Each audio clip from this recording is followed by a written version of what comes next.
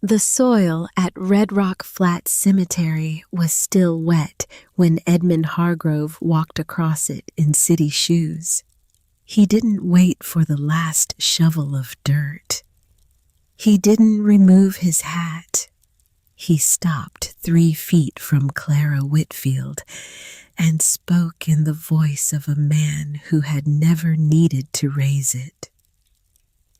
"Mrs. Whitfield, I understand this is difficult, but the bank has obligations that don't pause for grief." Clara didn't look at him. She was looking at the rectangle of turned earth where her husband of 16 years had just been placed. Thomas Whitfield, 42 years old, found at the bottom of Barranco Norte with a broken neck and his hands in his pockets while his horse grazed 200 yards away without a scratch. Horses that throw their riders don't stop to graze. Men who fall by accident don't land with their hands in their pockets. She had told this to Sheriff Callum. He had listened the way a man listens to rain. She had told this to Attorney Fenton. He had nodded with the sympathy of someone already calculating his exit. No one in Red Rock Flats wanted to say out loud what Clara Whitfield had known for 6 days. Her 14-year-old daughter June stood beside her close enough that their shoulders touched. The girl wasn't crying. She was watching Hargrove with an expression that was something harder than grief, something that had no name yet, but would. Clara said nothing. She had 30 days and a dead husband who had apparently left her one final message hidden in the lining of an old boot. The soil at Red Rock Flat Cemetery was still wet when Edmund Hargrove walked across it in city shoes. He didn't wait for the last shovel of dirt. He didn't remove his hat. He crossed the cemetery grounds with the unhurried stride of a man who owned the time of everyone around him, which in Red Rock Flats, New Mexico territory in the autumn of 1887 was not far from the truth. He stopped 3 feet from Clara Whitfield and spoke in the quiet voice of a man who had never needed to raise it. "Mrs. Whitfield, I understand this is difficult, but the bank has obligations that don't pause for grief." Clara didn't look at him. She was looking at the rectangle of turned earth where her husband of 16 years had just been placed. Thomas Whitfield, 42 years old, found at the base of Barranco Norte 5 days ago, with a broken neck and his hands in his pockets, while his horse grazed 200 yards away without a scratch on its hide. The pastor had spoken for 7 minutes. 4 neighbors had come, the kind who attend out of habit rather than feeling. The sky was the particular gray of a day that couldn't decide what it wanted to do. And now Edmund Hargrove, in his Eastern suit and silk cravat, was standing at the edge of a fresh grave talking about bank obligations. Clara's daughter June stood at her left side close enough that their shoulders touched. The girl was 14 years old and she was not crying. She was watching Hargrove with an expression that was harder than grief, something that had no precise name yet, but Clara recognized it because she had seen it every morning for the past 5 days in her own mirror. 3 days, Clara said. Her voice was level. She did not turn her head. Hargrove touched the brim of his hat. "Of course." He left without hurry, the way a man leaves when he already knows the outcome. June watched him go. Then she looked up at her mother. Clara's fingers were cold. She did not squeeze back. There was too much to think about, and thinking for Clara Whitfield had always been the thing she did instead of breaking. The problem with Thomas Whitfield's death was that it made no sense. That was the thing no one in Red Rock Flats wanted to discuss out loud. The sheriff had filed his report in 10 minutes. Accidental fall. Horse spooked on the North Ridge. Tragic, but not uncommon. The territory was full of graves belonging to men who had trusted a dark trail and a tired horse. But Clara had read that report twice, and then a third time sitting at the kitchen table at 2 a.m. while June slept upstairs. And the report had 3 problems that no one seemed interested in explaining. First, the horse. A spooked horse runs. That is what frightened animals do. They run until something stops them, or until the fear burns out. Thomas's horse, a brown quarter horse named Declan, that Thomas had owned for 9 years, had been found grazing peacefully 200 yards from where Thomas lay. Not running, not lathered, grazing with the calm of an animal that had been standing still for some time. Second, the hands. When a man falls from a horse, his body responds before his mind does. Arms reach out, hands open. It is the oldest instinct in the human body to catch yourself, to stop the fall, to reach for something solid. Thomas had been found with both hands in his coat pockets. Third, Thomas himself. He had grown up in this territory. He had ridden that ridge hundreds of times. He knew every stone on the North Trail the way he knew the backs of his own hands. And in the last 2 months of his life, he had been careful, unusually deliberately careful, about riding alone after dark. Clara had noticed the change in him the way she noticed everything about the man she had shared a bed with for 16 years. The late nights at the kitchen table, the way he lowered his voice when he talked to her about what he had been finding, the way his eyes moved to the windows sometimes in the middle of a sentence, as if checking to see whether the darkness outside was still empty.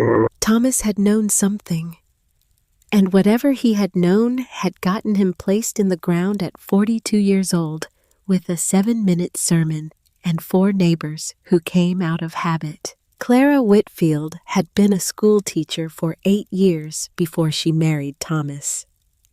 She had taught reading arithmetic and the basics of written argument to children ranging from 6 to 16 in a 1-room schoolhouse 12 miles east of where she now stood. She knew how to look at a set of facts and find the shape underneath them. She knew how to ask the question that the facts were pointing toward. The facts were pointing toward one man. Edmund Hargrove had arrived in Red Rock Flats 18 months ago with Eastern money, a deed of purchase on the old territorial bank building, and the particular patience of someone who plans in years rather than months. He was 52 years old. He wore city clothes in a frontier town. He spoke softly in every conversation, and he never made a threat that could be quoted back to him.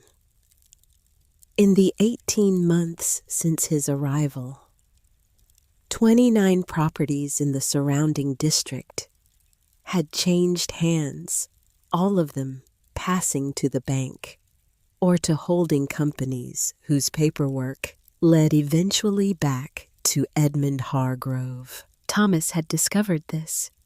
He had been documenting it, and now Thomas was in the ground. Clara spent the first 2 days after the funeral in motion. Not productive motion as resistance to stillness, because stillness meant sitting with things she was not ready to sit with. She cooked, she mended, she reorganized the supply shelf in the kitchen 3 times. She read Thomas's bank correspondence, found nothing she didn't already know, and then read it again because reading was something she could control. On the 3rd day, she went to see Sheriff Roy Callum. Callum's office sat on the main street between the post office and the feed supply, a low adobe building with a door that never quite hung straight in its frame. Callum was a man in his mid-40s who had lived in Red Rock Flats long enough to know where all the lines were, and to have decided somewhere along the way that crossing them wasn't worth what it cost. He had a wife. He had 2 sons. He had a mortgage on a house that sat on land that technically bordered territory controlled by the Hargrove Bank's recent acquisitions. He listened to Clara with the careful courtesy of a man who has already made up his mind. She laid it out for him the way she would have laid out a reading lesson, in order clearly with the evidence visible at each step. The horse, the hands, Thomas's knowledge of the trail, the change in his behavior over the past 2 months, the pattern of property transfers that Thomas had been documenting. Callum nodded. He said the right words in the right places. He did not interrupt. And then Clara looked past him at the desk behind him and saw something that stopped the next sentence in her throat before it could form. On the corner of Callum's desk, half beneath a folded newspaper but not completely hidden, sat an envelope. The envelope was cream-colored, heavier stock than the paper used by the Territory Post Office. In the upper left corner, printed in neat block letters, was the name of the institution it had come from. Hargrove Territorial Bank. The envelope was unsealed. It had not been filed. It was sitting on top of his desk in the middle of the afternoon, and it was thick enough to contain something more substantial than a letter. Callum was still talking. Clara looked away from the envelope before he turned back around. She heard the rest of what he said, the words about evidence, about the limits of what a county sheriff could investigate, about the dangers of grief leading a person toward conclusions that the facts didn't quite support. And she processed all of it with the part of her mind that was not occupied with what she had just seen. When she left Callum's office, she walked directly to the end of the block, turned the corner, and stood alone for a moment, with her back against the wall of the dry goods store. She had gone there, hoping to be wrong about Callum. She was not wrong. She adjusted her course. 2 days later, she went to see Roscoe Fenton. Fenton had practiced law in Red Rock Flats for 11 years. He kept an office above the hardware store decorated with the kind of Eastern furnishings that were meant to suggest sophistication, but achieved in Clara's assessment only the appearance of effort. He was a thin man in his late 40s, with careful hair and a habit of pressing his fingertips together when he was thinking or when he wanted to appear to be thinking. He listened to Clara for 25 minutes. He asked 3 questions, all of them reasonable. He said he understood her concerns. He said that without a witness, without physical evidence that contradicted the accident finding, without documentation of a direct connection between Hargrove and the circumstances of Thomas's death, there was very little he could do. He said he was sorry for her loss. He said these things with the practiced sincerity of a man who had said similar things to many people over 11 years. Clara thanked him and left. She walked back toward the main street, and as she passed the mouth of the alley that ran alongside the hardware store, she looked south down the block and saw Roscoe Fenton's buggy tied to the post outside the Hargrove Territorial Bank. The buggy had not been there when she arrived 40 minutes earlier. She kept walking. She did not break her stride. She filed the information in the same place she had filed the envelope on Callum's desk. The women of Red Rock Flats were in their way more honest than either Callum or Fenton. They didn't pretend the situation was something other than what it was. They simply expressed their view of it through the language of social suggestion, which was the language women in small towns had developed over generations for saying true things without saying them directly. Mrs. Alderton brought a pie and mentioned gently that her cousin in Albuquerque had done very well after her husband passed the city, being so much more accommodating to a widow with a child than the territory towns could be. Mrs. Briggs said nothing about leaving, but asked twice whether Clara had thought about June's schooling, and whether the school in Red Rock Flats was really the environment a girl of June's obvious intelligence deserved. Mrs. Delacroix did not come to the house at all. She had been a close neighbor for 7 years, and her absence said more than either of the others. Red Rock Flats was a town that knew when to look away, and it had made its decision about Clara Whitfield's situation. The formal notice arrived on a Tuesday. Edmund Hargrove delivered it himself, which Clara thought was a choice that revealed something about the man, either supreme confidence or a particular kind of cruelty that enjoyed the personal delivery of bad news. Probably both. The document was thorough and legally precise. The bank was exercising its right of foreclosure on the Whitfield property. Clara had 30 days to satisfy the outstanding balance in full or vacate. 2 men on horseback waited in the yard while Hargrove stood at the door. They had the posture of men hired for their wait rather than their conversation. Clara read every clause of the document. She signed the acknowledgement receipt because it was the only thing that made legal sense to sign.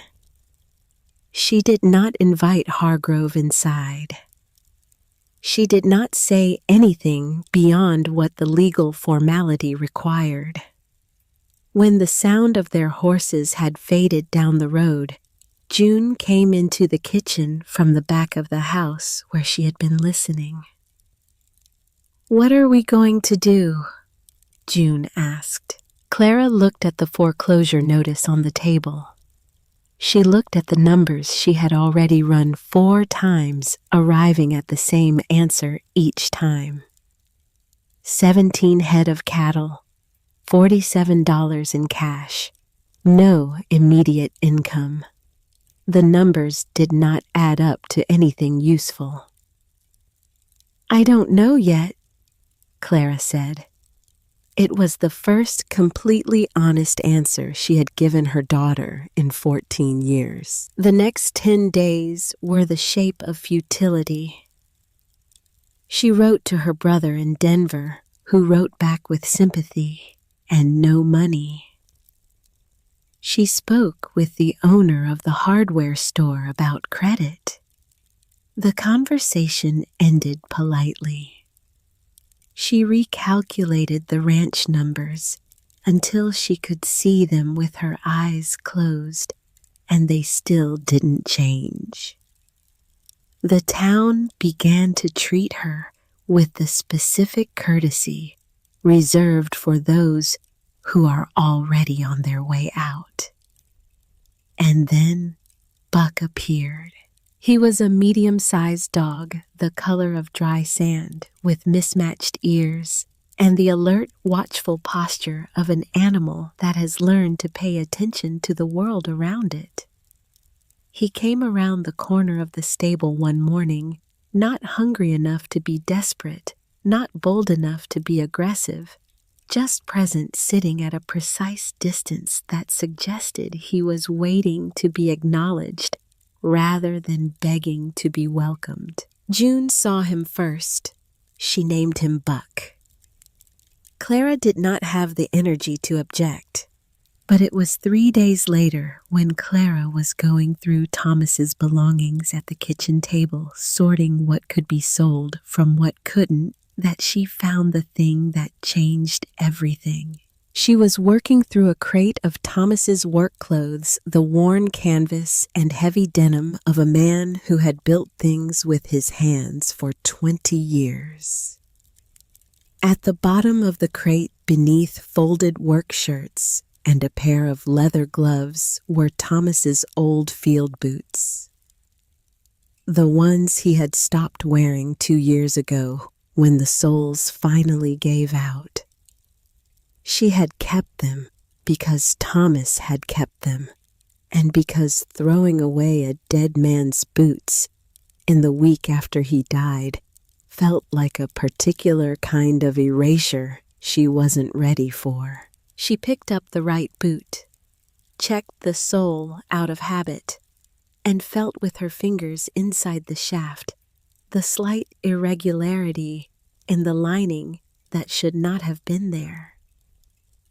The lining had been opened and restitched.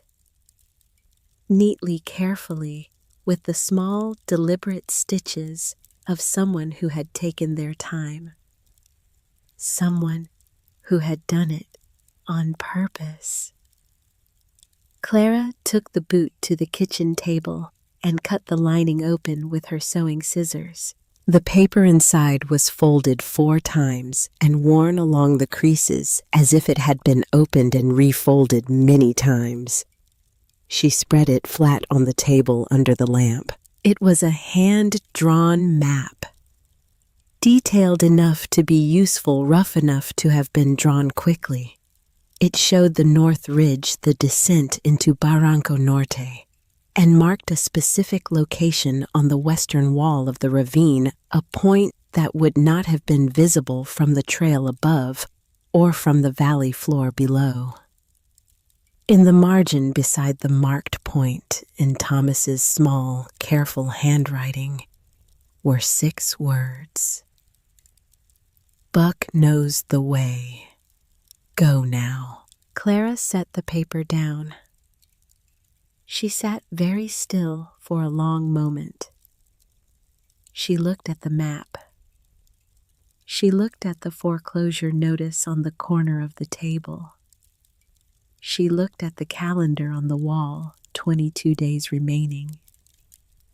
Then she heard the sound of Buck settling outside the back door and the soft pad of his paws on the porch boards as he turned and sat and went quiet. She folded the map and put it in the pocket of her apron. That night, around midnight, Clara was sitting in the dark kitchen when the sound came from the road. Hoofbeats, more than 2 horses, moving at the deliberate pace of men who were not in a hurry because they had decided the situation was already under their control. She extinguished the lamp. She moved to the window without making a sound. 3 riders had stopped in front of the house. In the darkness, she could see the outline of them, the bulk of working men on working horses, and the way they held themselves relaxed but watchful the posture of men doing a job they had done before. She had taken Thomas's Winchester down from the rack on the wall 2 days after the foreclosure notice. She had spent the subsequent days learning to load it, not because she had never loaded a rifle before, but because she intended to load it correctly and quickly, and that required practice. She had practiced until her hands knew the sequence without her having to think about it. She took the rifle from beside the kitchen door, rested the barrel on the window frame without opening the window. The glass was thin enough. One of the men spoke toward the house. His voice was conversational, almost polite. "Mrs. Whitfield, we know you're inside. We're just here to talk about some wooden boxes that went missing from the North Ravine." Clara let a moment pass. Then she spoke through the glass in the same voice she had used for 8 years to manage a room full of children who had decided they didn't want to listen. "This property is under active foreclosure proceedings. Any entry without legal notice is criminal trespass. I know my rights, and I have the barrel of this rifle aimed at the sound of your voice. Good night." There was a silence. She could hear the men adjusting on their horses, the creak of leather, the quiet exchange of something that wasn't quite words. The spokesman spoke again, lower. "Ma'am, we don't want trouble." "Neither do I," Clara said, "which is why I'd encourage you to ride back the way you came." The horses moved. She listened to the sound of them until she couldn't hear it anymore, and then she listened to the silence for another 2 hours, standing in the dark kitchen with the rifle across her knees, completely still, completely awake. June came down the narrow stairs at 1 in the morning. She looked at her mother in the chair, the rifle, the dark window. She did not ask whether the men were gone. "Are you going to sleep?" June asked. "Not yet," Clara said. June nodded. She went back upstairs. Clara heard the creak of her daughter's weight on the floorboards, and then the quiet settling of the house around them. At some point in the hours before dawn, while the darkness outside held its absolute stillness, and the 30-day clock ran in the back of her mind with the precision of a schoolroom pendulum, Clara made the calculation that had been building since the moment she found the paper in the boot. She did not make it out of courage. She made it the way she had always made decisions, by laying out the facts and following where they led, regardless of whether she liked the destination. Fact: the sheriff was compromised. The attorney was compromised. The town had decided to look away. The legal mechanisms available to her locally were controlled by the same man who had engineered her husband's death. Fact: Thomas had hidden a map.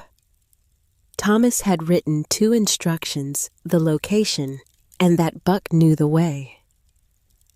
He had hidden it in a place only Clara would find in a boot she had kept for reasons she couldn't have explained. He had planned for the possibility that he would not be able to go himself. Fact: there were 22 days left. Whatever was in that ravine, it was the only thing she had. Fact: she had a 14-year-old daughter who had stood beside her at a cemetery without crying, who had not asked a single unnecessary question in 10 days, who had that morning set 2 water canteens and a territorial survey map on the kitchen table without being asked. June had been watching. June had been thinking. June had already made her own calculation. Clara set the rifle beside the door. She went upstairs. She did not sleep, but she lay down, which was something. Before first light, she rose dressed and went to the stable. Buck was already awake. He was sitting at the stable door, facing north, the way he always sat when he was paying attention to something beyond the range of human hearing. When Clara opened the stable door, he stood and moved his tail once, not with the enthusiasm of a dog greeting a friend, but with the steadiness of an animal that understood the situation and was ready. She saddled the horse. She took the rifle. She took the map, though she was beginning to think she might not need it. She went back inside. June was already dressed, standing in the kitchen with the 2 canteens and the survey map, wearing her riding coat. "You're not staying with Mrs. Alderton," Clara said. "No," June said. "I'm not."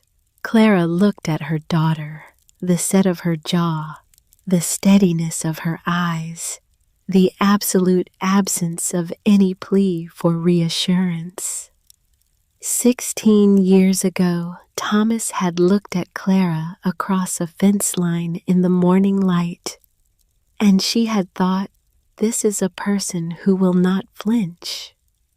June had that same quality, and Clara had never identified where it had come from, whether it was Thomas or herself, or some third thing that had assembled itself out of both of them without asking permission.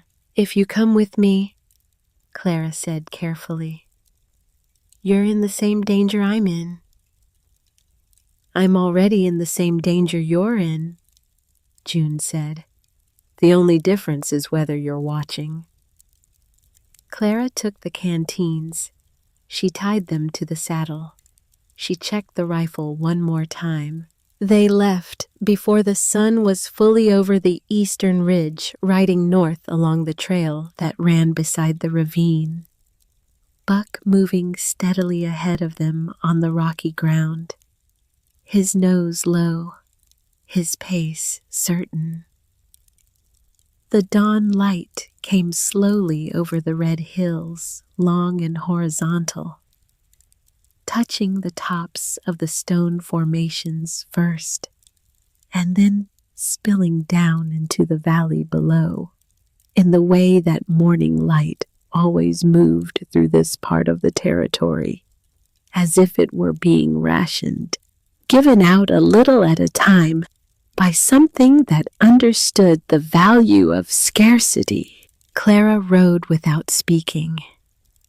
June rode behind her without speaking. Buck moved ahead of them, both steady and unhurried, following a line through the scrub and stone that no human eye would have found on its own. Somewhere in the red hills ahead of them, Thomas had found something worth dying for. Clara intended to find it too. Buck did not hesitate. That was the first thing Clara noticed. In 9 years of watching dogs work, she had learned that an animal following a scent moves with a particular kind of uncertainty, stopping, doubling back, adjusting. Buck moved the way a man moves when he knows the road. Steady, purposeful, without the small corrections of an animal that is searching. He had been here before. Thomas had brought him here. That was the only explanation that made sense. Thomas had walked this dog along this trail, perhaps more than once, until the route was fixed in the animal's memory with the reliability of instinct. And then Thomas had written 6 words on a piece of paper and hidden them in the lining of a boot that only Clara would find. He had planned for the possibility that he would not come back. Clara rode and did not speak.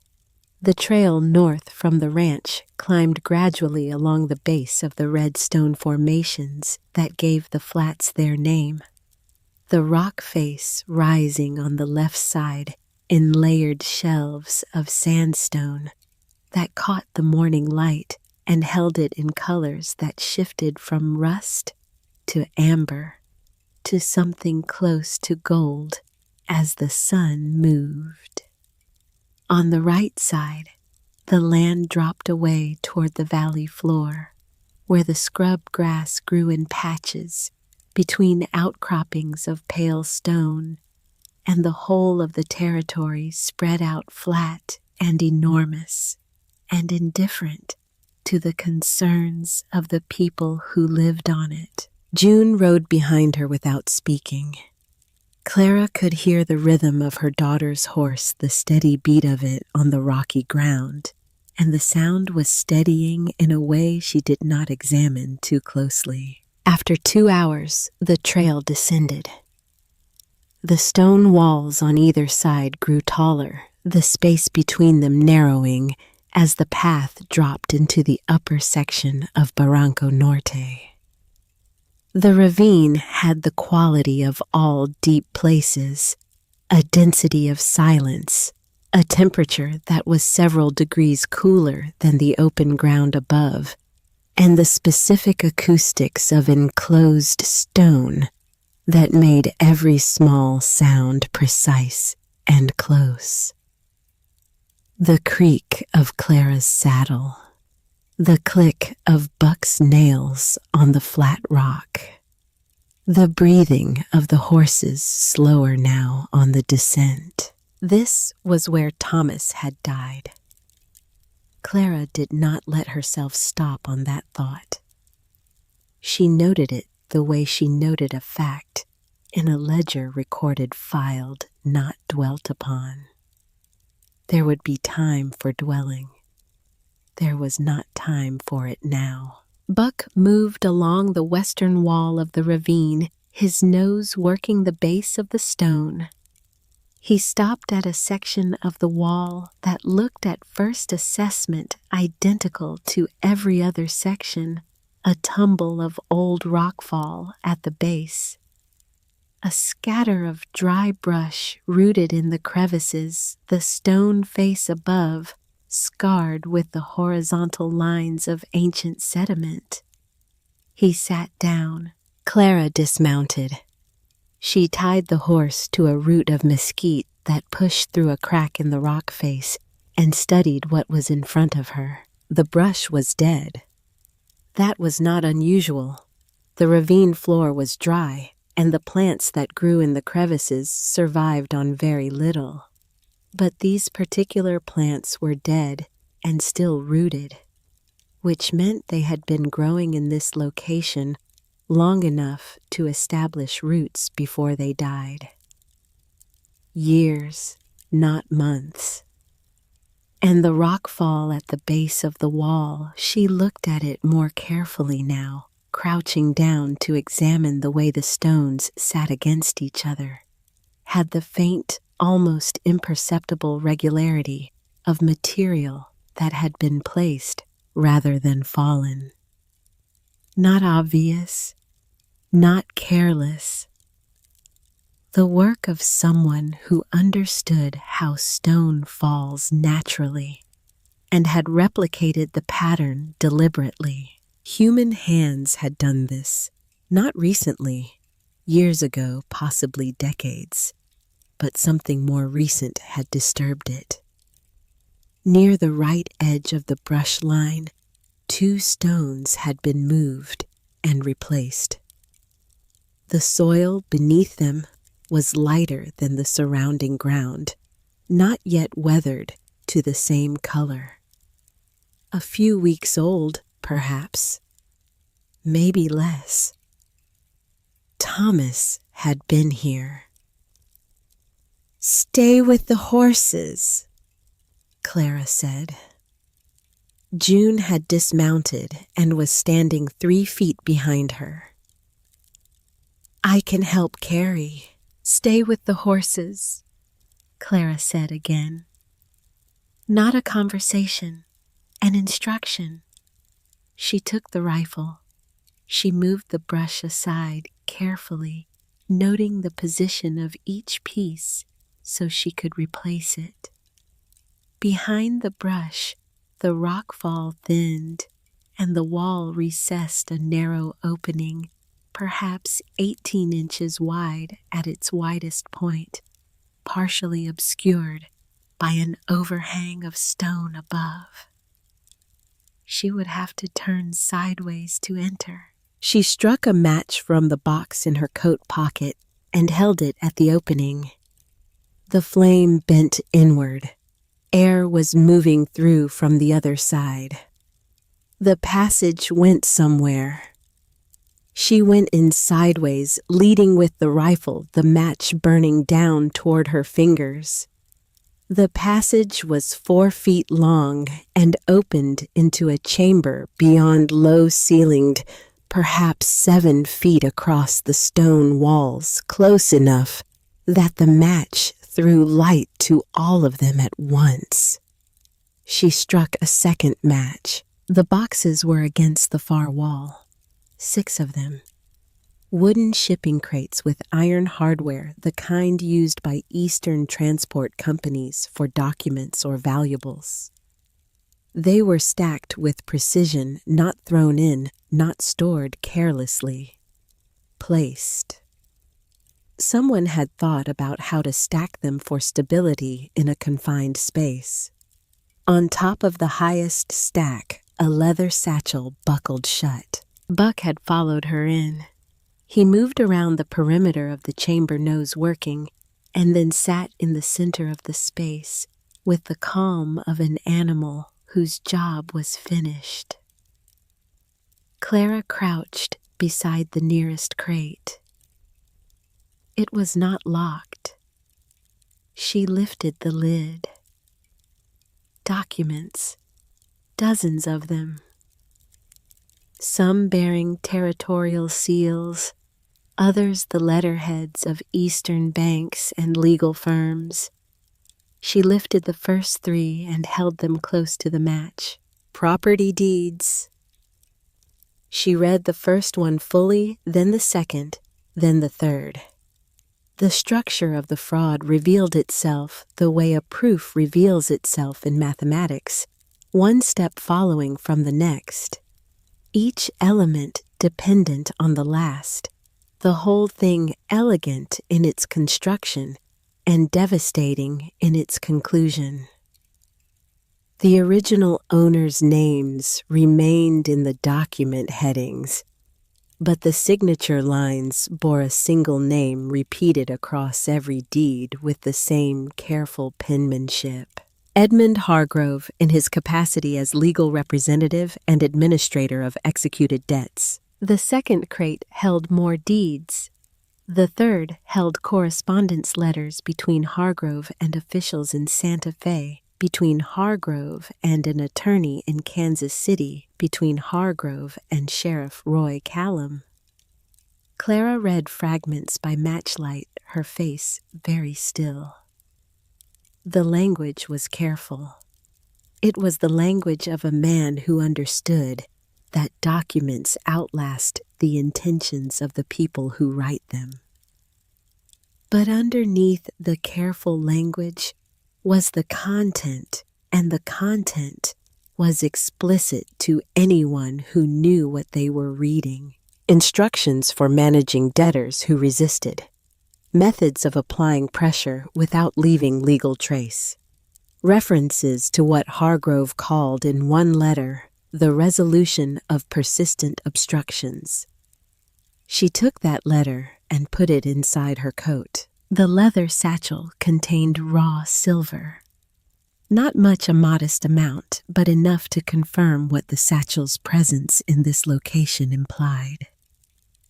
Someone was working a seam in this ravine outside the territory's official mining registry, quietly, without documentation.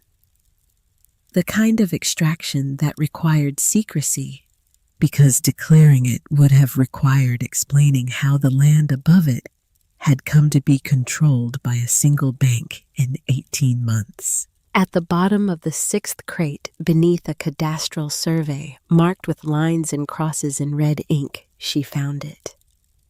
A notebook. Black oilskin cover worn at the corners. She opened it. Thomas's handwriting. She sat down on the stone floor of the cave with the notebook in her hands and the match burning down, and her eyes moving across the pages. Thomas had been documenting for 4 months. The entries were organized the way Thomas organized everything, chronologically cross-referenced, with the careful precision of a man who trusted the value of accuracy over the satisfaction of conclusions. Property transfers and their dates. Loan terms for each of the 29 properties noted with the specific clauses, the acceleration clauses, the penalty structures that made the debts effectively unpayable from the moment they were signed. Names of witnesses on official documents cross-referenced against Hargrove's correspondence. The pattern of pressure applied to each property owner, which had sold willingly after threats, which had held out, which had simply disappeared from the district with no forwarding address. He had done this with the methodical patience of a man who understood that the truth to be useful had to be provable.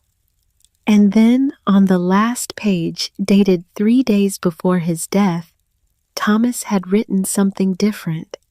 The handwriting was the same careful, small, unhurried, but the content was not documentation. It was a statement. I have found the cave. I have the documents. I know what they mean and I know what they prove. But tonight, when I was copying the last of the survey maps, I found something I did not expect. W. Calloway's signature. Not on a deed, on a mining extraction agreement granting Hargrove exclusive subsurface rights to the North Ravine District in exchange for the document uses the word consideration. But the amount is written in a private cipher I don't have the key to. Calloway is the governor of this territory. This is not a local crime. I don't know yet what that means for what I do next. Tomorrow I will go to Las Cruces. If something happens before I can go, Buck knows the way. Clara will find the... Clara read the last paragraph 3 times.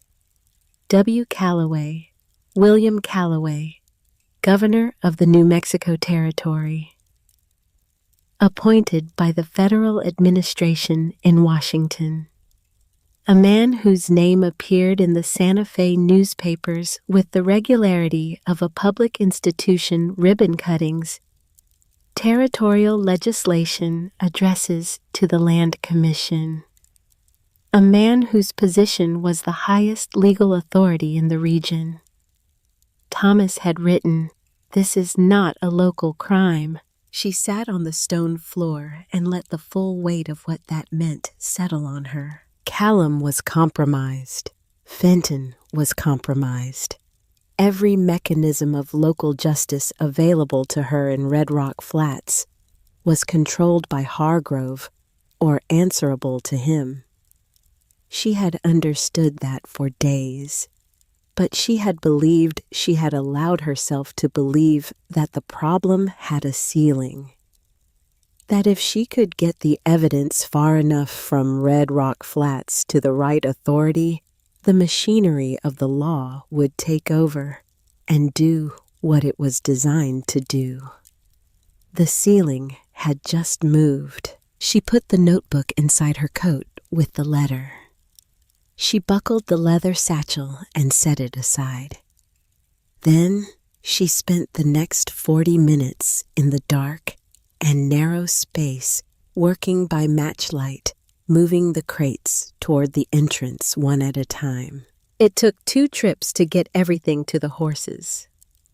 June helped without being asked, lifting the lighter crates and securing them in the cart with a competence that Clara noted and filed without comment. They worked without speaking. The sun was directly overhead by the time the last crate was loaded. Clara replaced the brush across the cave entrance. She repositioned the stones at the base of the wall. She took her time with it, making the disturbance as invisible as possible. Whether it would hold against someone who knew what to look for, she couldn't say. What she could do was delay. Thomas had built the cart with a false bottom, a space beneath the main floor, designed to carry tools of value without exposing them to view on the road. Clara had known about the space, but had never thought about it as anything other than a practical feature of a practical man's practical thinking. She thought about it differently now. The crates fit, all 6 plus the satchel. She relaid the cart floor over them, secured the covering boards, and stacked 2 bales of hay on top in the casual arrangement of a woman transporting ordinary supplies. "Where are we going?" June asked. "Las Cruces," Clara said. "Federal Marshal's office." June nodded. She climbed into the cart without further question. Clara took the reins. They moved south out of the ravine, then turned west on the Territory Road. Buck trotted alongside the cart, with the easy pace of an animal comfortable with distance. The country they traveled through was the country Clara had lived in for 16 years. The same scrub flats, the same red formations, rising against the same enormous sky. The same distances that made every destination seem both reachable and impossibly far. She had never thought of it as hostile. It was simply the land.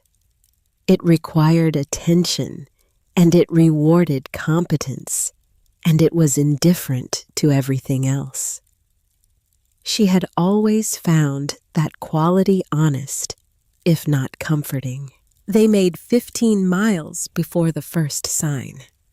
She saw it in the way the dust behaved on the road behind them, not the irregular lift of wind-driven grit, but the steady rising column of displacement that meant horses moving at a maintained pace. South of them, 1.5 miles, perhaps 2 miles. She watched it for a quarter of an hour, checking each time the road gave her a clean line of sight behind. It maintained its distance, not closing, not falling back, maintaining.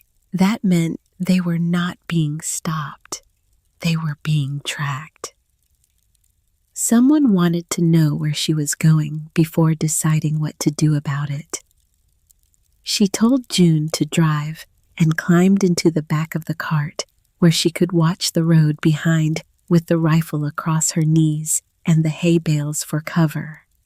She watched for 2 hours. The dust column maintained its distance with the patience of men who were not in a hurry. When the light began to fail, she called a halt at a dry wash, a 1/4 mile off the road, in a stand of juniper, dense enough to conceal the cart and horses from any distance. They ate cold food. They did not build a fire. June spread her bedroll on the ground beside the cartwheel and was asleep within 20 minutes. Clara sat with her back against the cart, the rifle in her lap, and looked at the stars. She had not thought much about Thomas in the past 12 days. That was not because she had stopped thinking about him. It was because the grief and the problem were occupying the same space in her mind, and the problem demanded all of the operational attention, leaving the grief nowhere to go. She had filed it the way she filed everything she couldn't deal with, immediately acknowledged, noted, set aside. But sitting in the dark with the stars overhead and the sound of June breathing steadily and the horses shifting their weight in the juniper shadows, the thing she had been filing for 12 days came up out of its place and would not go back. 3 weeks before Thomas died, he had come to her at the kitchen table after supper and said he was ready to go to Santa Fe. He had enough. The documentation was solid. He wanted to leave the following morning. She had said no, not in those words. She had said wait. She had said a few more days to be certain. She had said we should be sure before we make an accusation like this, because if we're wrong, there's no coming back from it. She had said these things in the reasonable, measured tone she used when she was afraid of something she did not want to admit she was afraid of. Thomas had looked at her. He had not argued. He trusted her judgment in the way that people trust the judgment of those whose intelligence they respect, even when it contradicts their instinct. He had said, all right. A few more days. He had waited, and then he had died. The stars did not move in any useful direction. The juniper stood dark and still against the night sky. Somewhere in the wash below, a small animal moved through dry grass with the quick, concentrated energy of something that understood what it meant to be small and exposed. Clara had been avoiding this calculation because doing it had no practical utility. What had happened could not be unchanged. The months spent on the problem in front of her, rather than the grief behind it, had not been avoidance, they had been necessity. She could not afford in those weeks to sit still long enough for the full weight of what she carried to become visible to her. But here it was now. Here it was in the dark, in the cold, in the sound of her daughter's steady breathing. She had told Thomas to wait. He had waited, and she would carry that not as guilt in the way people meant when they used the word, not as a wound that needed to be nursed, but as something harder and more permanent. A fact about herself that she now knew and could not unknow. She was capable of choosing caution over action at the wrong moment.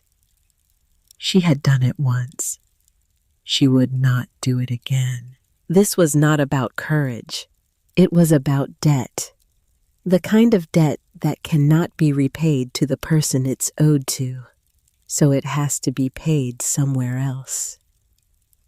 The 29 families in Thomas's notebook were somewhere else. She sat with that until the sky began to lighten in the east, and then she woke June and they moved. Las Cruces was a city that had outgrown its early character without yet developing a new one. Wide streets, a mix of adobe and brick construction that reflected 3 decades of accelerating ambition. The constant background noise of a territorial economy in motion, wagons hammering voices in multiple languages. The persistent commerce of a place that believed it was becoming something. The Federal Marshal's office occupied a building on the main street between the Territorial Bank and the Telegraph office.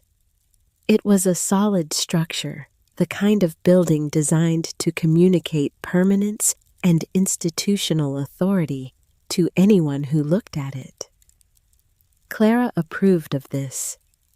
She told June to stay with the cart. June looked at her with the expression that indicated she was deciding whether this was a reasonable instruction or an unnecessary one, and then she stayed with the cart. Everett Cord was a man of 45, with the face of someone who had seen enough to find most things predictable, and who had organized his approach to his work around that predictability. He was lean and careful in his movements, with the particular stillness of a man accustomed to situations that could change direction without warning. He was not what Clara had expected, which was good. She had not wanted what she expected. His deputy, a younger man named Walsh, showed her into Cord's office without ceremony.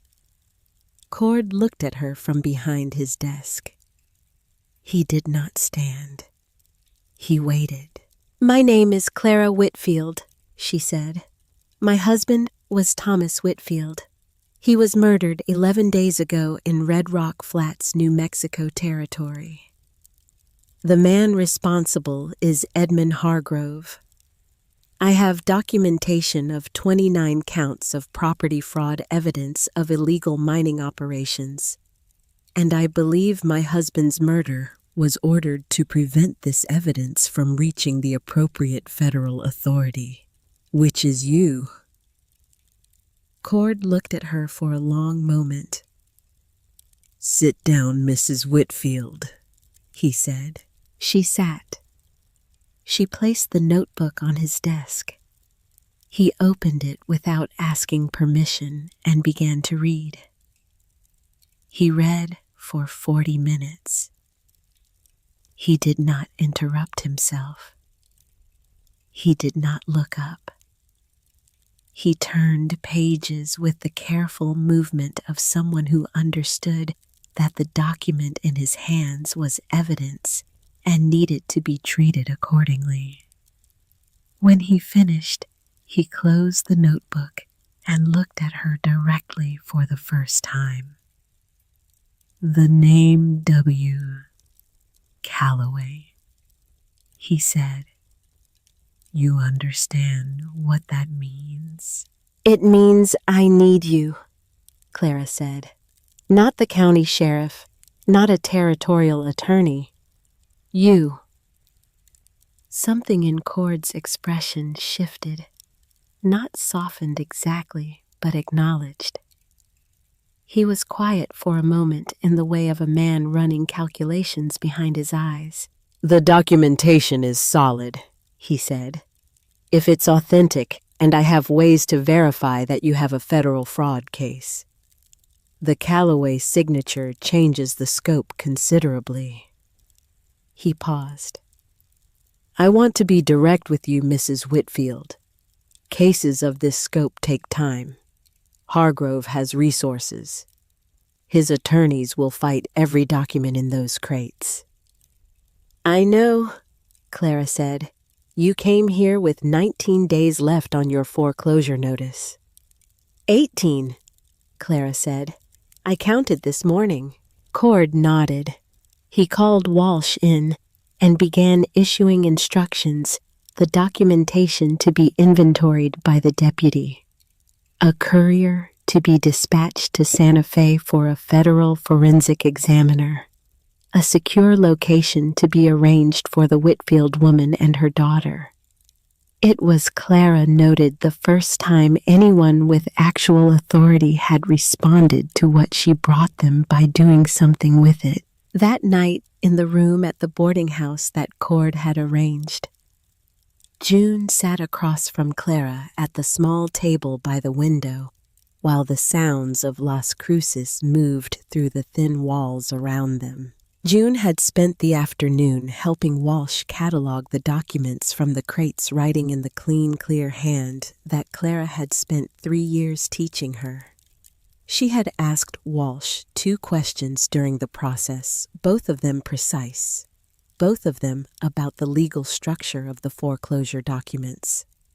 Walsh had answered both accurately, which told Clara that Walsh was probably competent.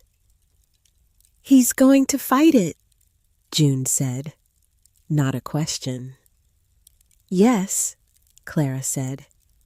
"Can we win?" Clara thought about this.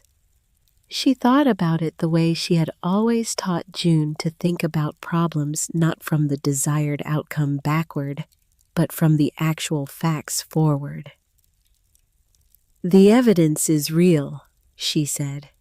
"The question is whether real evidence is enough in a system where the people managing the system have reasons to want the evidence not to matter." June was quiet, thinking. "Then we need someone on the inside," she said. She pushed a document across the table. Clara had seen it in the crates, but had not she now realized looked at it with sufficient attention? It was a letter. The handwriting was Hargrove's. She recognized it from the correspondence in the 3rd crate. But the addressee was not a business associate or a compromised official. It was addressed to Arthur Hargrove, Boston, Massachusetts. She read it. The letter was careful. It said nothing that was explicitly incriminating, but it was not a letter to an accomplice. The tone was wrong, for that it was the tone of a man who was explaining himself to someone who had been asking questions. The last paragraph had the particular quality of a man who is trying to reassure someone who has not yet been convinced. "When you return in December, there are some documents that will need to be organized. We will discuss the details in person. Some things are better handled with family present." And then in the final line, which Clara read twice, "I know you have questions about the methods. We will talk when you're home. You'll understand the full picture then." A man who explains his methods to a son who has questions does not have an unconditional ally. "How old would he be?" June asked, watching her mother's face. "The letter doesn't say," Clara said. "But he's studying law, 22, 23. "He doesn't know everything," June said. "But he knows enough to make him uncomfortable. Otherwise, his father wouldn't be writing to reassure him." Clara folded the letter.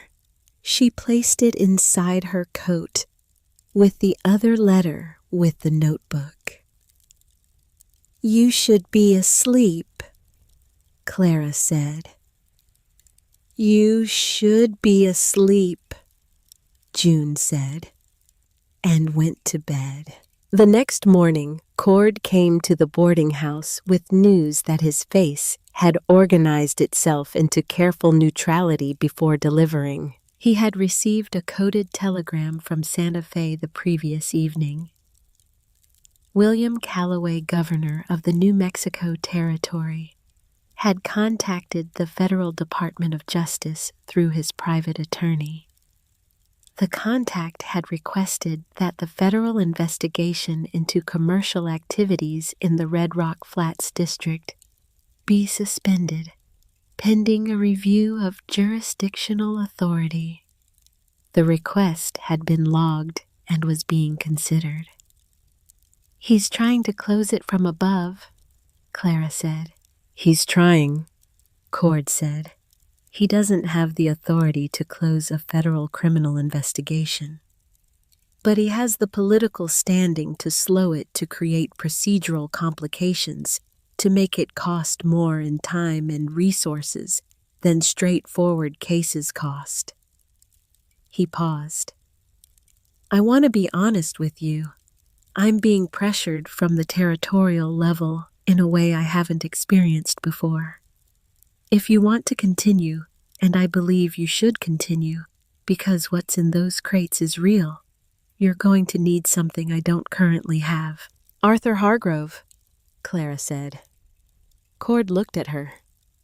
I was going to say a cooperating witness from inside Hargrove's operation. Arthur Hargrove, Clara said again. The son. He's at Harvard. He has questions about his father's methods. That's in the letter. She told him about the letter and what it contained and what June had noticed about the tone. Cord was quiet for a moment. If the son has knowledge and is willing to testify, it changes the weight of the case significantly. It also puts him in a complicated position legally. He's studying law, Clara said. He understands his position. How do you intend to reach him? Clara thought about Callum's desk. She thought about Fenton's buggy outside the bank. She thought about every approach she had made through the proper channel and the proper authority and the proper procedure and what each of those approaches had produced. I'll write to him myself, she said. Not through you, not through your office. From me. Cord considered this. That's irregular. Yes, Clara said. He nodded slowly in the manner of a man deciding to trust a judgment he cannot fully verify. I won't interfere with it, he said. That afternoon, in the quiet of the boarding house room, while June worked with Walsh on the document inventory downstairs, Clara took a sheet of paper from the desk and began to write. She did not threaten. She did not appeal to Arthur Hargrove's legal self-interest, though she was aware of it. She did not try to predict what would move him because she did not know him, and speculation was not her strength. She wrote the truth. She wrote about Thomas. Not the murder, not the documentation, not the legal implications, Thomas himself. The man who had spent 4 months in secret documenting the destruction of 29 families, with the careful patience of someone who believed the truth had to be provable to be useful. The man who had hidden a map in a boot lining and trusted that the people who loved him would find it. The man who had believed that the law, if it could be reached, would do what it was designed to do. She wrote about the 29 families. She named the ones she knew. She described briefly what had happened to them, the Prentice family gone to Texas. Old Clarence Webb working as a day laborer on land he had owned for 20 years. The Keller widow living with relatives in Albuquerque because the house her husband had built was now listed as a Hargrove Bank asset. She wrote, I am not asking you to save me. I am telling you what happened so that you know. What you do with what you know is a question only you can answer. She sealed the letter. She gave it to the post with enough money for express delivery. Then she went back to work. Old Pete Harwick had been found. Walsh had located him 2 days earlier a man in his late 60s who had been working odd jobs in Las Cruces since leaving Red Rock Flats 6 months ago, and who had, according to Walsh's report, initially refused to speak about anything related to the Hargrove Bank. But Walsh had patience, and old Pete had somewhere underneath the refusal a conscience that had been sitting on something heavy for a long time. He had agreed to meet with Cord. He had agreed to provide a statement. The statement was significant. Old Pete had been present in his capacity as a maintenance hand at the Red Rock Flats Sheriff's Office during a meeting between Edmund Hargrove and Sheriff Callum that had taken place 8 weeks before Thomas Whitfield's death. He had not been supposed to be there. He had come to fix a water pump in the back room, and the meeting had started while he was still inside. He had heard enough. Hargrove had referred to Thomas Whitfield by name. He had referred to Thomas's activities, the documenting the surveying of the North Ravine, as a problem requiring resolution before the documentation reached anyone with the authority to act on it. He had said the words resolution and timeline in the same sentence. Callum had said nothing in response that old Pete could specifically recall, but he had not objected. Clara read the statement. It was not the kind of direct evidence that made cases easy. It was the kind of evidence that, layered with everything else, made cases possible. She was at the boarding house 2 evenings later when Walsh came to the door. Old Pete Harwick had been found that morning at his rooming house with 2 broken ribs and a warning delivered by 2 men whose descriptions matched those of Hargrove's regular associates in Red Rock Flats. The warning had been specific. His memory of the meeting in Callum's office was faulty, and continuing to believe otherwise would not improve his physical circumstances. Old Pete had heard the warning.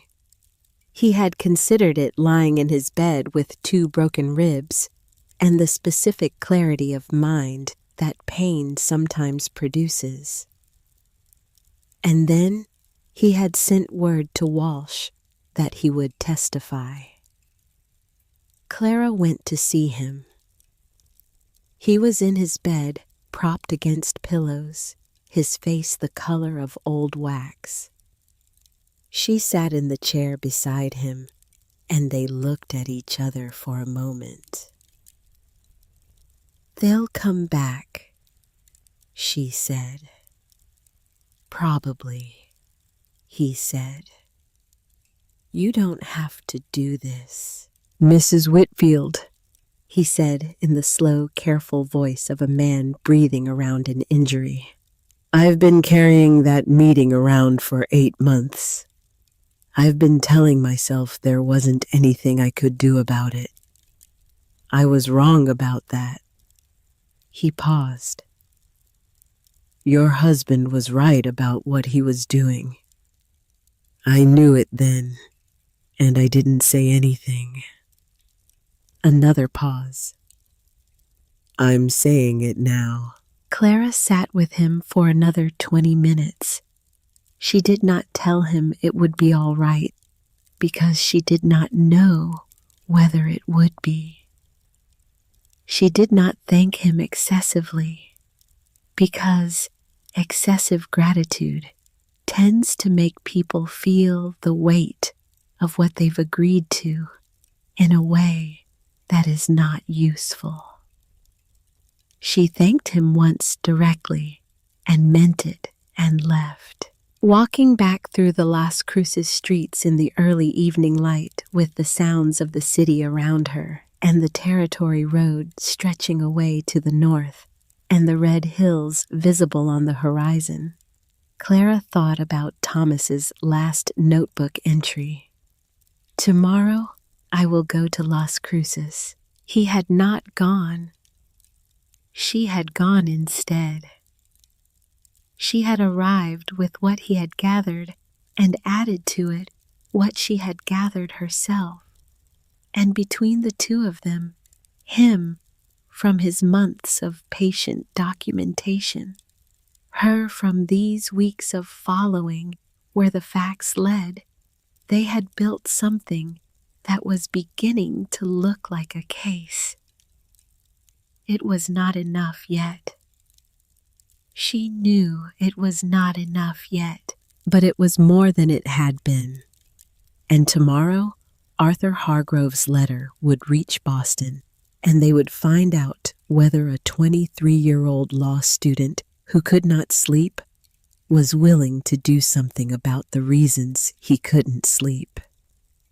June was waiting on the boarding house steps when Clara returned, sitting with her back straight, and Buck at her feet watching the street. "Old Pete," June said. "He'll testify," Clara said. June nodded. She moved over on the step to make room.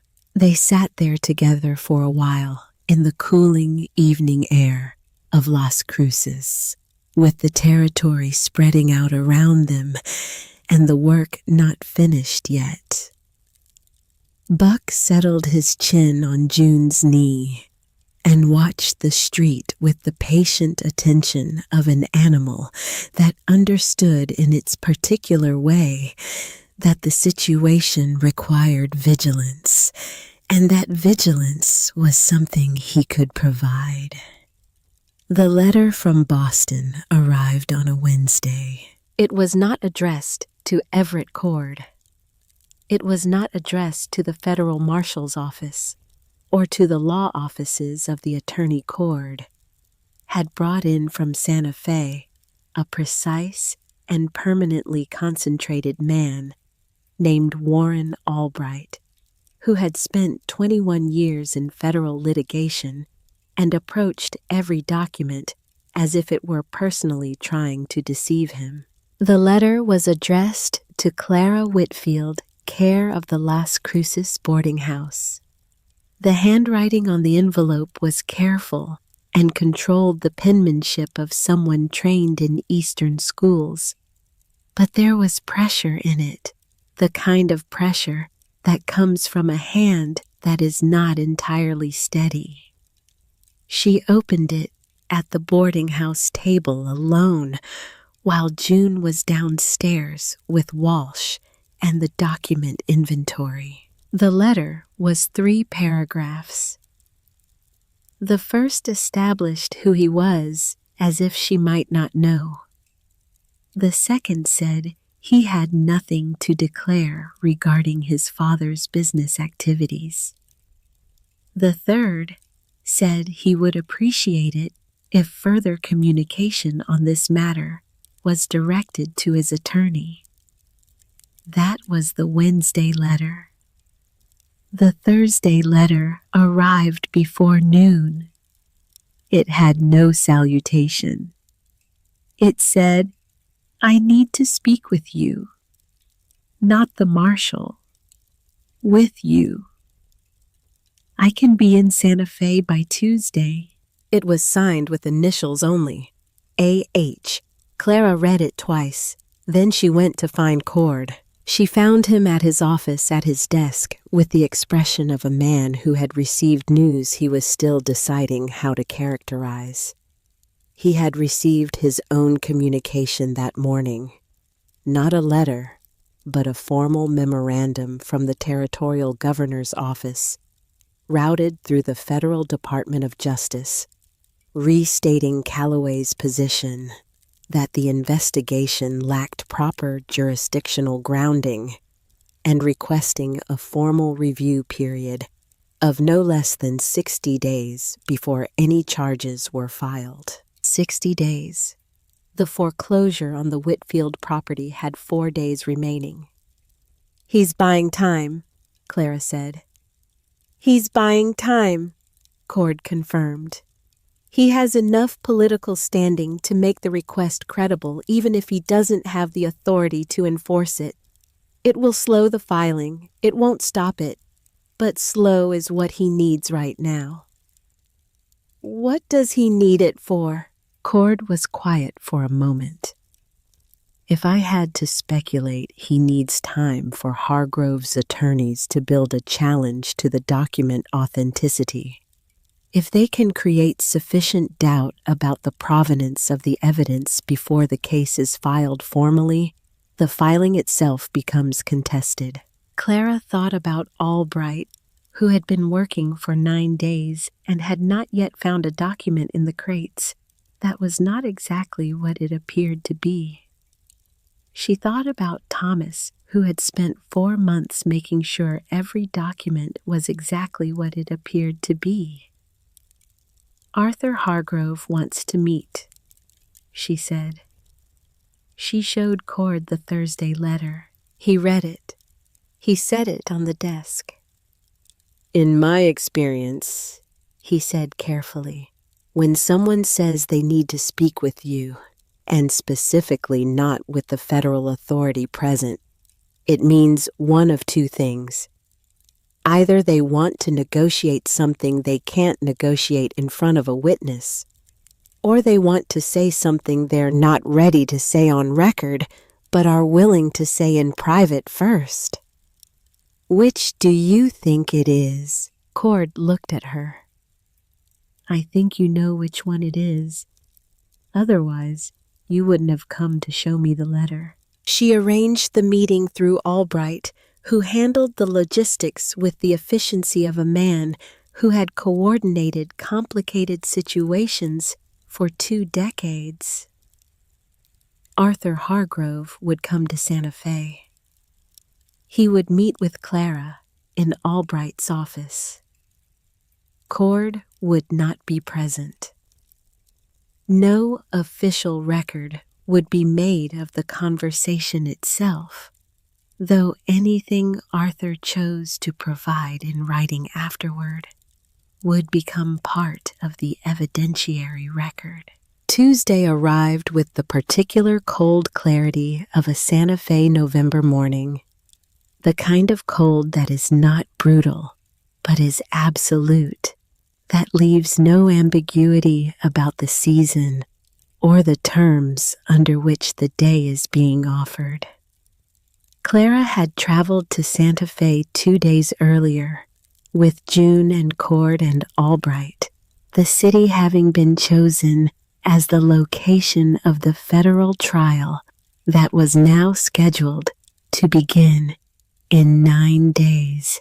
9 days. The foreclosure on the Whitfield property had been suspended by federal order pending the outcome of the trial. Cord had filed the order on the morning of the 4th day, when the foreclosure clock ran out. Hargrove's attorneys had objected. The objection had been overruled. The ranch still existed on paper as Whitfield property. Whether it would exist as Whitfield property in 10 days depended on what happened in a federal courtroom on the Plaza Mayor. Arthur Hargrove arrived on the Tuesday morning train, which was 40 minutes late. Clara was already in Albright's office, sitting in the chair across from the desk, when Walsh brought him in. He was 23 years old. He had his father's eyes, sharp, light-colored, the kind of eyes that notice things, but none of his father's composure.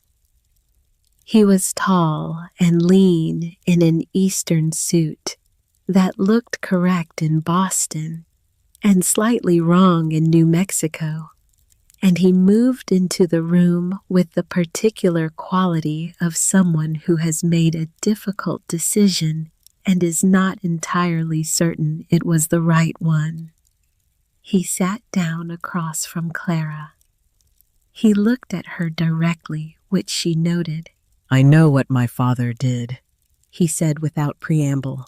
I have known for approximately a year, not the specifics, not what's in the documents your husband collected, but enough to know the shape of it. Enough that I can't say I didn't know. Clara waited.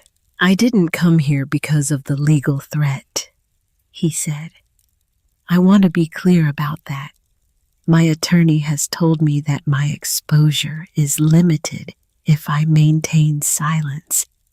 I came because... He stopped. He looked at the surface of the desk for a moment, then back at her.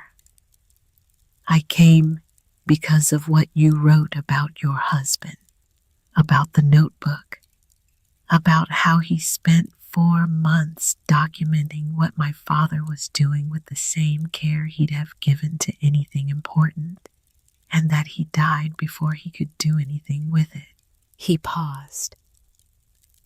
I couldn't sleep after I read that, and I know enough law now to know that the difference between a witness and an accessory is partly a matter of timing. What can you tell me? Clara said. I worked at the bank last summer. My father wanted me to understand the operation. I sat in on 2 meetings between my father and Sheriff Callum, in which methods of he used the word management of resistant debtors were discussed. Methods that were not legal. He was precise in his language, the precision of someone who had been rehearsing. I also overheard a conversation between my father and a man I later identified as a representative of the governor's office, in which a financial arrangement related to the North Ravine district was discussed.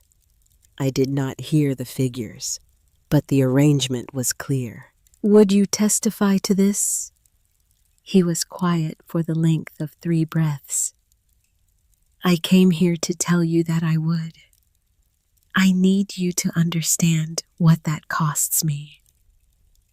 I understand what it costs, Clara said. I understand it better than most. He looked at her, and in his face she saw the particular expression of someone who is measuring whether they are being understood or managed. He must have decided it was the former, because what came next was not the careful language of a prepared statement. My father is not a stupid man, Arthur said. He is a man who decided at some point that the law was a tool rather than a boundary. He found people who agreed with him, and he built a system that used the appearance of legality to do things that were not legal. And the system worked because everyone inside it had a reason to keep it working. He paused. I don't have that reason. I never chose to be inside it. I was put inside it by accident of birth, and I have been trying to figure out for a year what an honest person does about that. An honest person tells the truth, Clara said. Yes, he said. That's what I concluded. He reached into the inside pocket of his coat and placed 3 envelopes on the desk between them. Letters from my father. This year. The content is not different in kind from the correspondence you found in the crates, but the handwriting is his, and the context is clear. He straightened. I also have a name. A man in the governor's office who served as the intermediary for the arrangement with Calloway. He is willing to testify in exchange for immunity. He contacted me 2 weeks ago. He had apparently concluded that the arrangement was becoming a greater liability than the silence. Clara looked at the 3 envelopes. She looked at Arthur Hargrove. Why did you contact me before going to Cord? She asked. Because I didn't know if I could trust a federal marshal whose office operates under the territorial governor's authority, and because you seemed, from everything I could find out about you, like someone who would be straight with me about what I was walking into. You're walking into a federal trial, Clara said. Your father's attorneys will spend considerable effort making you appear to be either a liar or a fool. The newspapers will cover the testimony. Your name will be in print in connection with your father's crimes, regardless of what you say or don't say. I know. And you're prepared for that. I'm not prepared for it, he said. But I'm going to do it. Clara picked up the 3 envelopes. She stood. Then I'll take you to meet Cord, she said, and Albright, and we'll start from the beginning. He stood as well. He was a full head taller than her, which she found briefly irrelevant. Mrs. Whitfield, he said. She looked up at him. I'm sorry about your husband, he said. I mean that without qualification. She nodded once. I know you do, she said. Come on. The week before the trial was the week of maximum pressure applied from every available angle with the efficiency of a campaign that had been planned in advance. 2 of the secondary witnesses withdrew their agreements to testify. Both sent written notices through attorneys citing concerns about the strength of the case and the disruption to their families. Both notices arrived within 24 hours of each other, which Albright noted was either a remarkable coincidence or evidence of coordination. He filed the notices as additional exhibits. Old Pete Harwick, whose ribs were healing at a pace that his doctor described as adequate, and Pete described as slow enough to be annoying, confirmed his testimony in a formal deposition conducted at his bedside. Cord assigned Walsh to stay in the building. A story ran in the Santa Fe Daily New Mexican characterizing Clara as a grieving widow who had constructed an elaborate theory of conspiracy to avoid confronting the legal legitimacy of her husband's debts. The story quoted 2 anonymous sources described as familiar with the case. It referred to the documentation as alleged and to Clara's account of events as a narrative. The story did not mention the federal forensic examiner's confirmation that every document in the 6 crates was authentic. That confirmation had been filed in the court record, but had apparently not reached the reporter. The Rocky Mountain News in Denver ran a different story. Their correspondent had arrived in Santa Fe 4 days earlier and had spent those days reading the publicly available portions of the federal case file with the thoroughness of someone who understood that the full picture was more interesting than any single angle. Their story was headlined 29 Families and the Banker from the East. It described the property transfer pattern in specific detail, named the families involved, and noted that a federal trial was scheduled to begin the following week. The story was picked up by 2 papers in Albuquerque and 1 in El Paso. Cord had sent the case file summary to 3 newspapers 6 weeks earlier. He mentioned this to Clara without elaboration. The publicity protects the witnesses, he said. It also creates pressure on the jury, Albright said. Yes, Cord said. That cuts in both directions. Clara read both newspaper stories in the boarding house room on a Thursday night, while June slept in the other bed. She thought about what Albright had said, that he had seen stronger cases lost for stupid reasons, and weaker cases won for reasons he could never fully explain.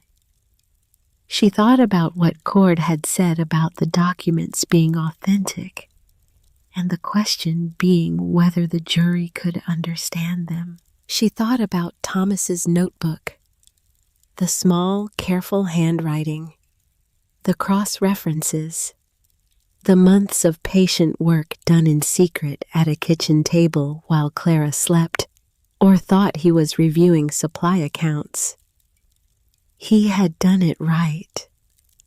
He had done it the way a person does something when they believe it matters enough to do correctly. The question was whether correctly was going to be enough. She had never been someone who placed great faith in the guaranteed justice of systems. She had watched systems work and watched them fail, and she had concluded that they were more reliable than individuals in some respects and less reliable in others. What she had placed her faith in throughout this entire process was not the system, but the evidence. Evidence did not have loyalty to anyone. Evidence did not receive envelopes from the Hargrove Territorial Bank. Evidence was what Thomas had spent 4 months building, and it was sitting in Albright's file room, confirmed, authentic, waiting to be presented to 12 people who would decide what it meant. She turned off the lamp. She lay in the dark and listened to June breathe. On the night before the first session, Hargrove made his last direct move. 2 men arrived at the boarding house at 10 in the evening. They did not make it past the entrance hall. Cord had anticipated the possibility and had positioned Walsh and another deputy in the building. The 2 men were arrested in the entrance hall before they reached the stairs, charged with attempted intimidation of federal witnesses. The charges were added to the existing case file by Albright, who appeared to have been waiting for the phone to ring with precisely this kind of news, because he answered it on the first ring and said only, "Good, document everything," before hanging up. June heard the commotion from upstairs. She came to the doorway of their room in her nightdress and looked at her mother. "Tomorrow," Clara said. "Are you afraid?" June asked. Clara thought about the true answer to that question. She thought about the cold kitchen at the ranch, the foreclosure notice on the table, the $47 in the tin box. She thought about the dark inside the cave, the matchlight on Thomas's handwriting, the sound of horses in the road at midnight. She thought about the long night in the desert with the stars overhead, and the thing she had finally allowed herself to know about the last conversation she and Thomas had ever had about Santa Fe. "Yes," she said. June nodded slowly. "Papa used to say that fear without reason is just nerves, but fear with a reason is intelligence." Clara had not heard Thomas say that. She thought it sounded exactly like something he would say in the particular tone he used when he was trying to make something difficult seem manageable. "Go back to sleep," Clara said. "You too," June said, and went back to her bed. Clara did not sleep, but she lay down, which was something. The federal courthouse in Santa Fe occupied a 2-story adobe building on the Plaza Mayor that had been constructed with the specific intention of conveying permanence. It succeeded. The walls were thick, the ceilings high, the proportions of the building suggesting that the proceedings conducted within it were meant to outlast the people conducting them. When Clara arrived on the first morning of the trial, there were people standing outside in the cold, reporters with notebooks, townspeople who had read the newspaper coverage and come to see what the coverage described. A small group of men and women she did not recognize, who stood together at the corner of the building in a way that suggested they had come from somewhere else and were not entirely sure what they were going to see. Albright appeared at her elbow. 3 journalists inside, he said quietly. 2 from local papers, 1 from Denver. The judge has restricted sketching, but not note-taking. Who is the judge? Federal appointment from Washington. His name is Fletcher. He has a reputation for impatience with time-wasting and scrupulousness about procedure. He is not the judge Hargrove's attorneys would have chosen. Hargrove's attorneys were 3 men from Kansas City, led by a silver-haired man named Alderman Cross, who had the bearing of someone who had won a great many cases and considered winning to be his natural condition. He had spent 11 days in Santa Fe preparing which Albright characterized as thorough. He had filed 14 pretrial motions. Judge Fletcher had granted 2 of them. Edmund Hargrove sat at the defense table with the posture of a man who had decided that calm was his best available strategy. He looked, Clara thought, exactly as he had looked at the cemetery contained unhurried, certain of the eventual outcome.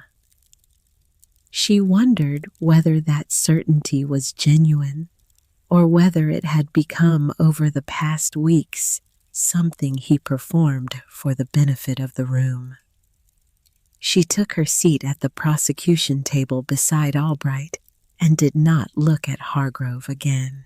The first 2 days were the foundation. Old Pete Harwick testified from a chair his ribs, while improved, did not allow for extended standing. He described the meeting between Hargrove and Callum in the sheriff's office. Cross cross-examined him for 90 minutes, focusing on his age, his eyesight, the acoustics of the back room, and the specific question of why a man with knowledge of a serious crime had waited 8 months to report it. Old Pete answered each question with the directness of someone who had already had the conversation with himself and arrived at a position he was comfortable defending.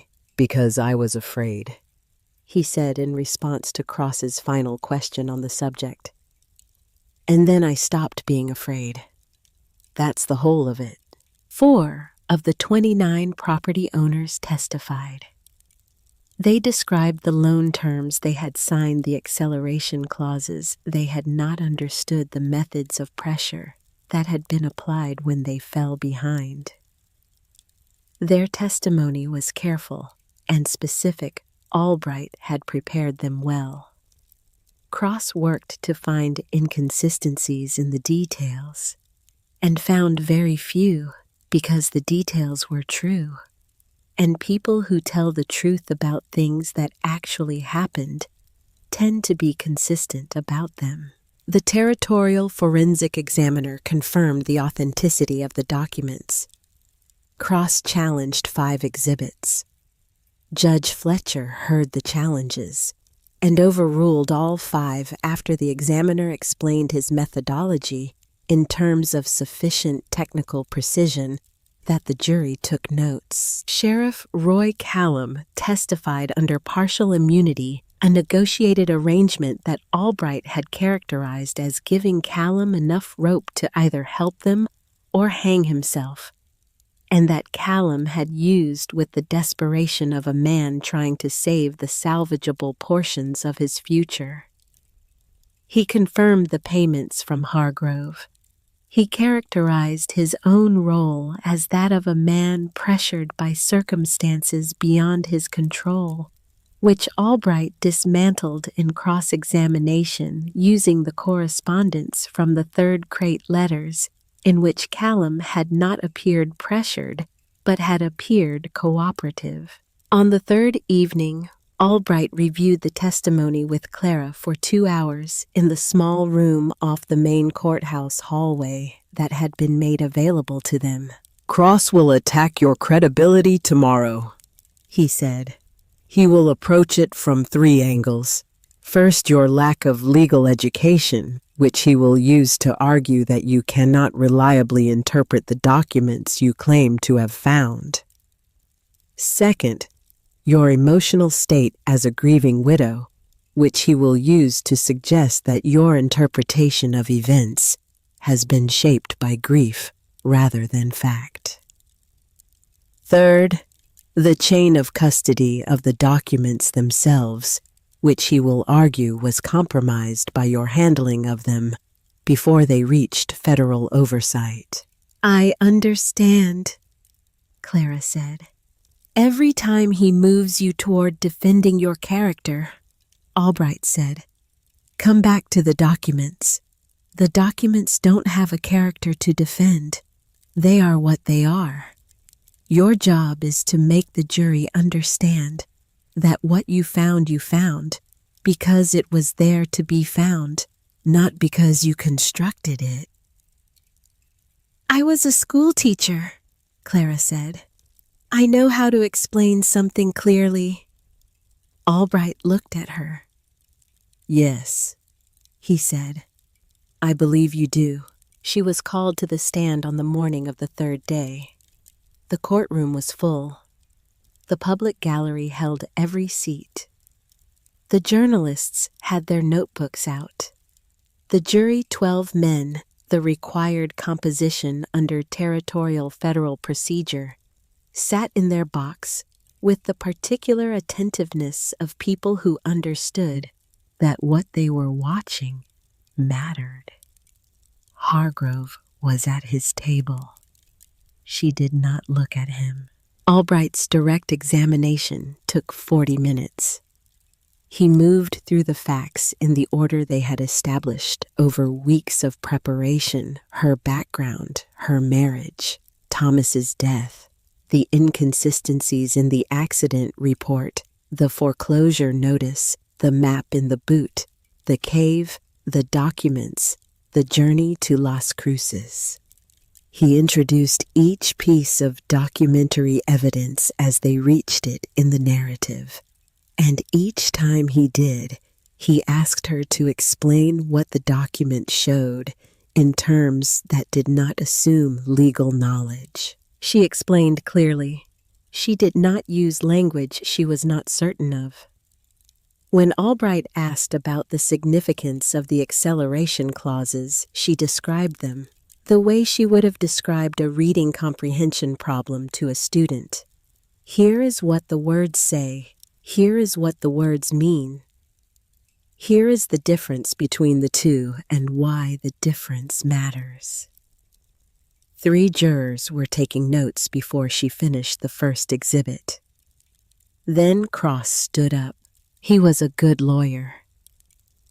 She had expected him to be a good lawyer, and he was. He moved through his first angle, the lack of legal education, with the quiet efficiency of someone who had used this approach many times. Wasn't it true that she had no formal training in law? Yes. In banking or finance, none. In document analysis or forensic examination, no. So her interpretation of the documents she claimed to have found was at its core the interpretation of a layperson who had decided in advance what she expected to find. I'm a school teacher, Clara said. I taught reading for 8 years. The documents are written in English and Spanish. I read them. The forensic examiner confirmed they are authentic.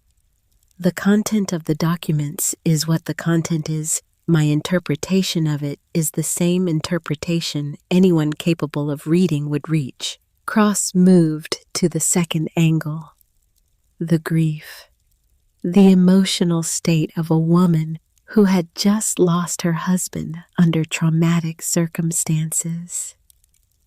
Was it possible that her perception of events had been colored by the natural human desire to find a responsible party, an explanation, a reason that was less painful than simple tragedy? My husband's hands were in his pockets, Clara said. A man who falls from a horse reaches out. That is not grief talking. That is anatomy. A sound moved through the gallery, not quite audible, more the suggestion of a collective intake of breath. Judge Fletcher did not call for order, which meant he had decided the response warranted it.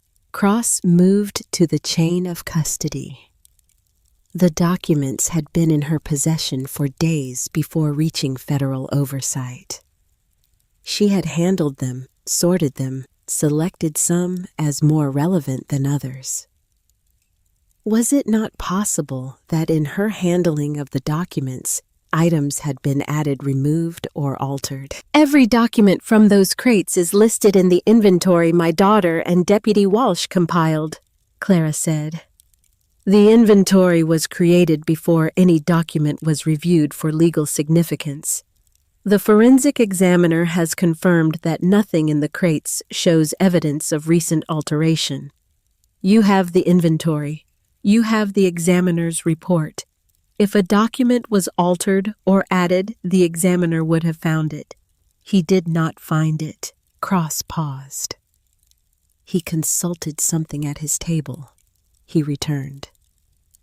Mrs. Whitfield, is it not possible that your husband, a man under considerable financial stress facing debts he could not pay, constructed the documentation in those crates himself?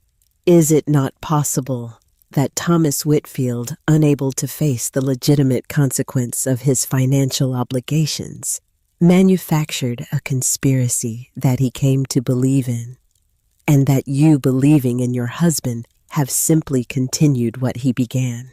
The gallery went quiet. The kind of quiet that happens when a room collectively recognizes the weight of a question. Clara let 1 full second pass. Thomas wrote in his notebook that he intended to go to Santa Fe the day after he made his last entry, she said. He was a man who did what he said he would do. He did not go to Santa Fe the next day. He was found at the base of Barranco Norte with his hands in his coat pockets and a broken neck. The documents in those crates explain why he did not go to Santa Fe. You can question my interpretation of those documents. The documents themselves do not change based on the questions you ask about them. The second of silence after she finished was the longest second of the trial. And then the side door of the courtroom opened. Arthur Hargrove came in first. He walked to the front of the gallery without looking at the defense table, without looking at his father, with the particular forward-directed focus of someone who has decided not to give himself an opportunity to reconsider. Behind him came a man in his mid-50s that Clara had not seen before, compact, well-dressed, moving with the careful manner of someone who was accustomed to being in rooms where the stakes were high. Behind that man came 2 more, one of whom Clara recognized as a Santa Fe attorney, whose name she had seen in the newspaper coverage. And then William Calloway, governor of the New Mexico Territory, walked through the side door of the federal courthouse on the Plaza Mayor in Santa Fe on a cold November morning. with a prepared statement in his attorney's hand and the expression of a man who had run every available calculation and arrived at the only exit that did not lead somewhere worse. Cross turned. He looked at his client. It was the only moment in the trial when Edmund Hargrove lost his composure. It was not dramatic. It was a single muscular contraction along the jaw, a fractional tightening that lasted less than a second before his discipline reasserted itself. But Clara saw it. She was looking directly at him when it happened, and she saw exactly what it was. It was the look of a man who understood that the architecture of his situation had just changed in a way he had not anticipated and could not reverse. Albright was already on his feet, requesting the court's permission to present an additional witness. Judge Fletcher, who had apparently been watching the entrance with the alert attention of a man who had seen a great deal in federal court, and recognized a development when one walked through a side door, granted the request with a brevity that suggested he had already formed a view about the morning's proceedings. Arthur Hargrove took the stand. He stated his name, his age, his relationship to the defendant. He stated that he had voluntarily traveled from Boston, Massachusetts to Santa Fe, New Mexico to provide testimony he believed to be relevant to the federal proceedings. He testified for 45 minutes. He described the 2 meetings he had witnessed between his father and Callum. The language used the specific references to Thomas Whitfield by name, the discussion of methods that had no legal basis. He described the conversation he had overheard between his father and Calloway's representative, though he acknowledged he had not heard the specific financial terms. He produced the 3 letters from his coat pocket and handed them to the court officer, who passed them to Judge Fletcher, who read them without expression and passed them to Albright.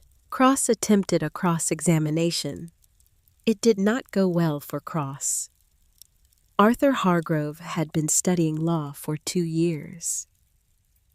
He understood the shape of what Cross was trying to do, and he answered each question with the precision of someone who had prepared for this conversation with the same seriousness he brought to his studies. He had nothing to protect except the truth, and the truth he had apparently decided was not something he needed to be careful with. When Arthur stepped down, Albright requested a brief recess. During the recess, Calloway's attorney delivered the governor's formal statement to Albright and to the court record. The statement confirmed the existence of the financial arrangement related to the North Ravine mining rights. It described the arrangement as having been entered into under duress. Hargrove had possessed information relating to a private matter in the governor's history that he had used as leverage. The statement provided the specific financial terms of the arrangement, the dates of the payments, and the name of the intermediary. The man in his mid-50s who had entered the courtroom behind Arthur and who had already provided his own separate statement under an immunity agreement finalized 2 days earlier. Calloway did not testify from the stand. The statement was entered as evidence. Cross objected. Fletcher overruled the objection. The court record would reflect that the governor's office had provided voluntary cooperation with the federal investigation.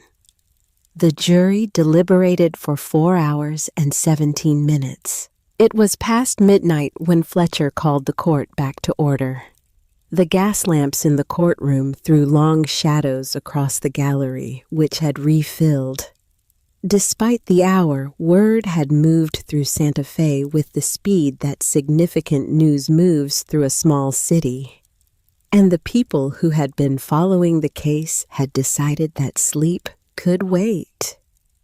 The jury foreman stood, guilty on 18 federal counts, including fraudulent use of federal land documentation, bribery of a public official, illegal extraction of territorial mineral resources, and the count that had carried the most weight in the deliberation room.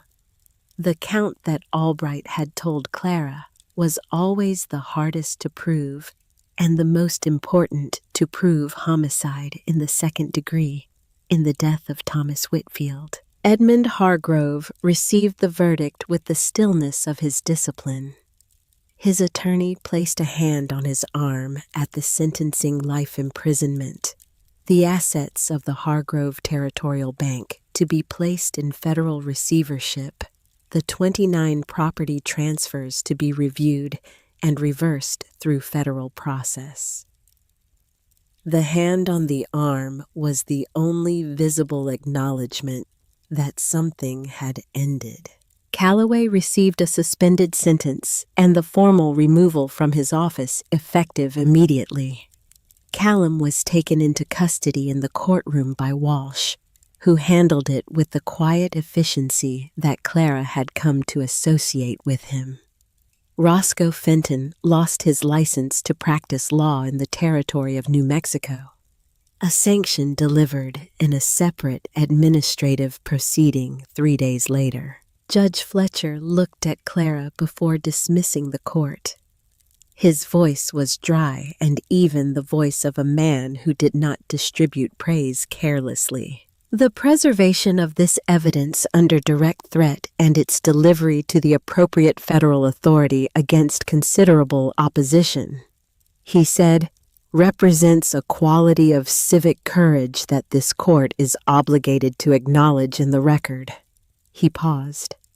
The Whitfield property claim is confirmed free and clear of all encumbrances. The name on the federal land record will reflect the owner of record as of this date, Clara Whitfield. Full and unencumbered title.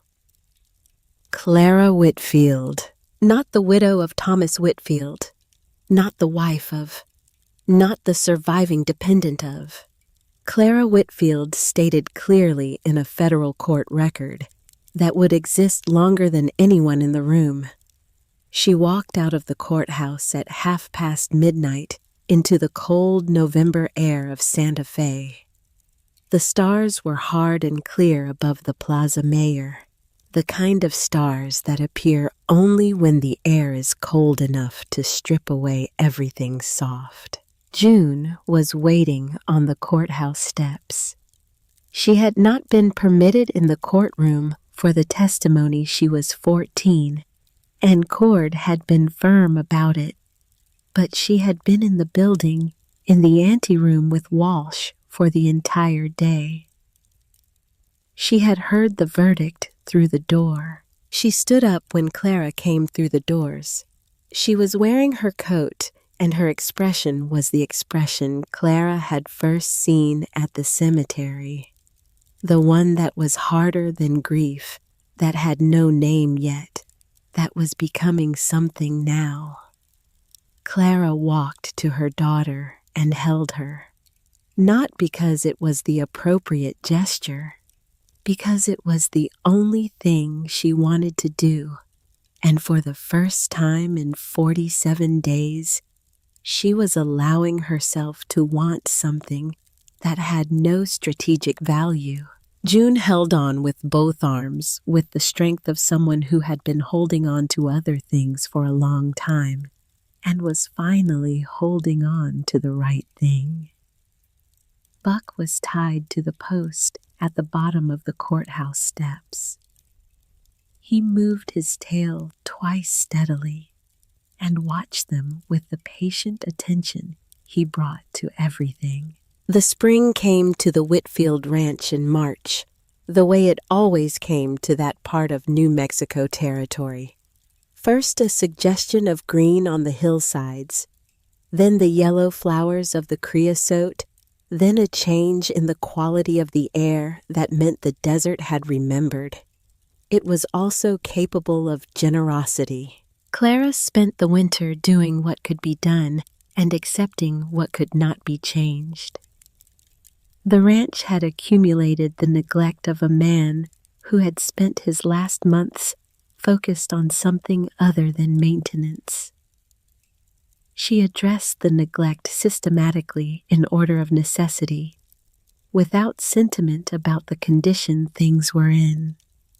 A corroded pump, a section of fence on the north pasture, the roof of the small barn which had developed a leak that Thomas had been meaning to address since August.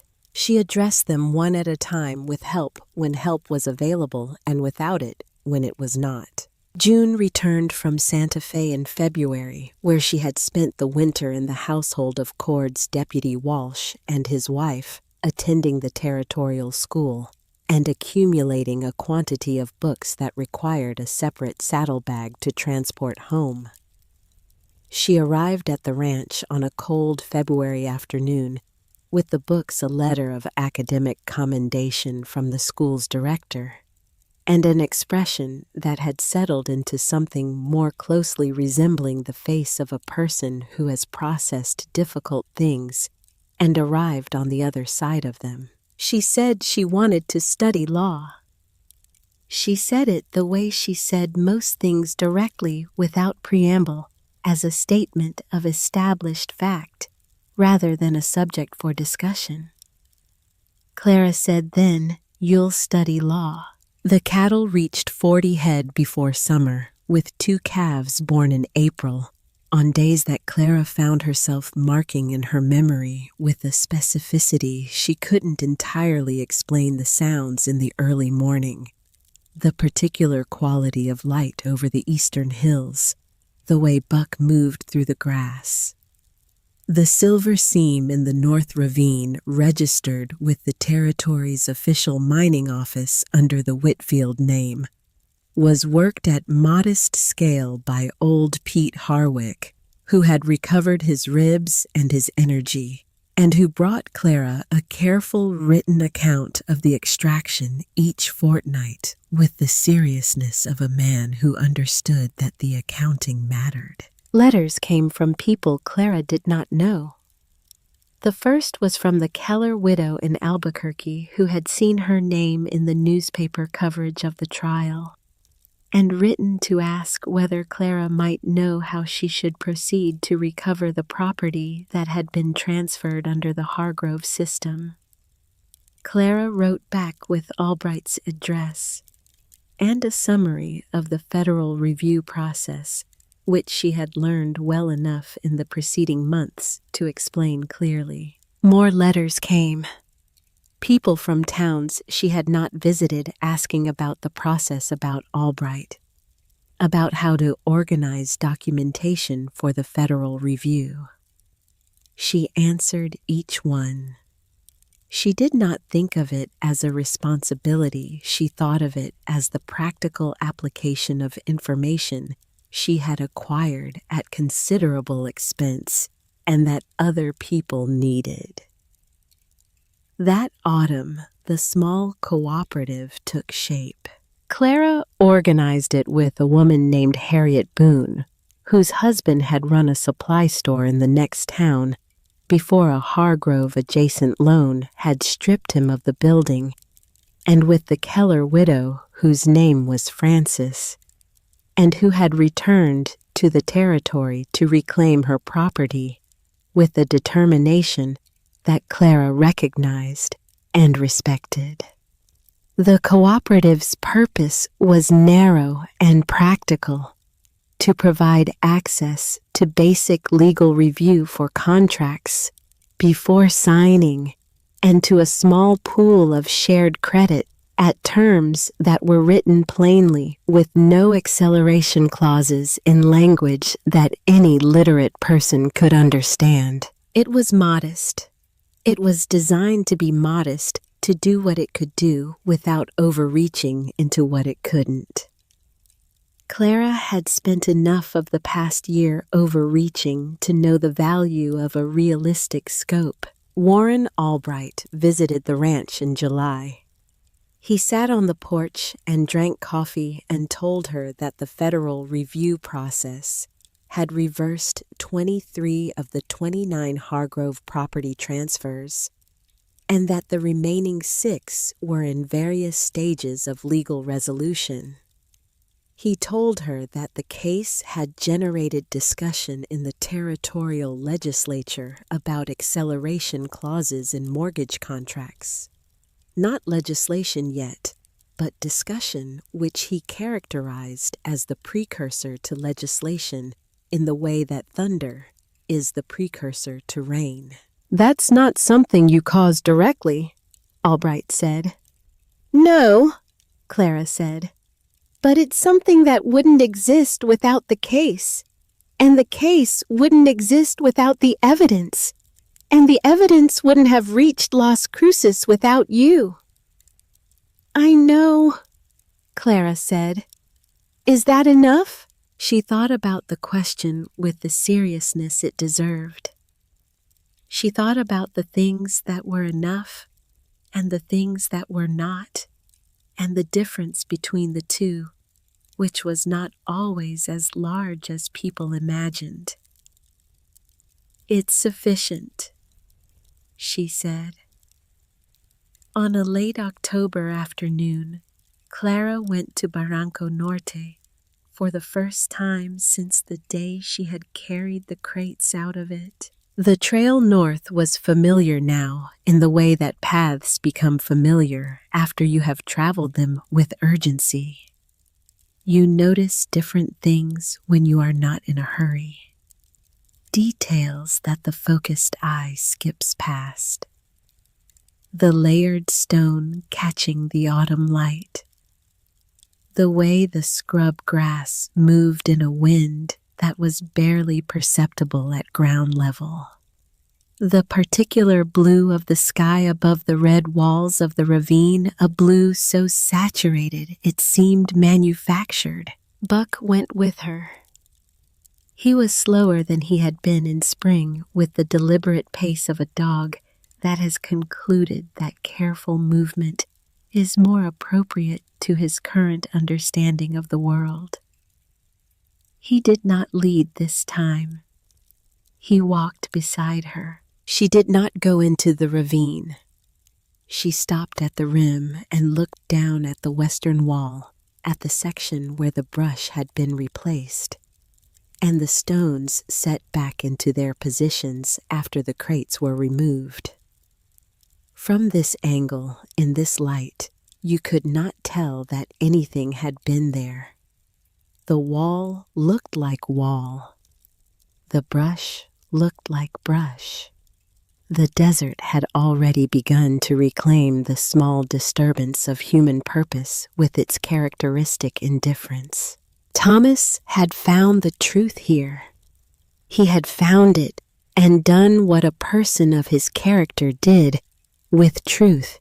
He had documented it carefully and planned to carry it to the people with the authority to act on it.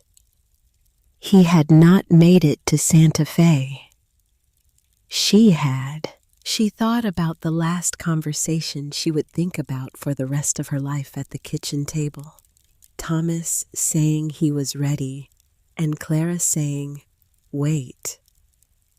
She had been carrying that for 5 months now. She would carry it, she had concluded, for the duration, not as punishment. As information about herself, the kind of information that shapes what you do next, that changes the calculation the next time you are faced with the choice between caution and action at a moment that doesn't allow for both. She had not made that mistake again. She would not make it again. The sun moved toward the western hills. The light went red, then amber, then the particular deep orange that this country produced in the last 20 minutes before sunset, a color that seemed to belong to another latitude, something more generous. And yet, here it was in the desert, reliable as clockwork every evening, without exception. She turned and walked back toward the ranch. The house was visible from half a mile out the adobe walls, catching the last of the light, the chimney smoke rising straight into air that had gone perfectly still. June was on the porch. Even at this distance, Clara could see the book in her lap, the particular set of her daughter's posture upright, engaged the posture of someone absorbing something with genuine attention. The lamp in the window had been lit. The warm light of it fell through the glass onto the porch boards in a rectangle that moved slightly with the flame. Buck went up the porch steps ahead of her and settled beside June's chair with the ease of an animal that knew its place and found it satisfactory. June looked up from the book. She did not ask where Clara had been. She simply looked in the way that a person looks at someone they have been watching over for a long time and are glad to see returned. Clara sat in the other chair. The desert evening settled around them, the cooling air, the first stars appearing in the east, the sound of the cattle in the near pasture, the quiet that this part of the territory produced after sunset, an absolute quiet that was not empty, but full of the small sounds of things going about their necessary business. Thomas's land, Thomas's house, Thomas's wells and fences and 40 head of cattle and a seam of silver in the North Ravine that he had known about and never lived to see properly worked. Her land now. Her name in the federal record. Her house with the lamp burning in the window. Her daughter on the porch, growing into someone who was going to spend her life making arguments that mattered. She had lost Thomas. That room was in the house with a door that would never close. She had accepted that the room would always be there, that it would always be his, that walking past it every day was not a wound, but a fact, the kind of fact that becomes part of the structure of a life rather than an interruption of it. The other rooms were occupied. There was work to do. There was a cooperative that had 12 members now and would have more in spring. There was a daughter who wanted to study law and who would study law and who would. Clara had concluded with the particular certainty she reserved for things she could see clearly, change more things than Clara could currently imagine from this porch. The New Mexico territory did not offer gifts. It offered terrain difficult, unforgiving, beautiful in the specific way of things that do not make concessions. What a person built on that terrain was built by their own effort and stayed up by their own continued effort and reflected in its dimensions and its durability exactly the quality of the effort that had gone into it. Clara Whitfield had planted something in the worst year of her life. Buck was asleep against June's chair. June had gone back to her book.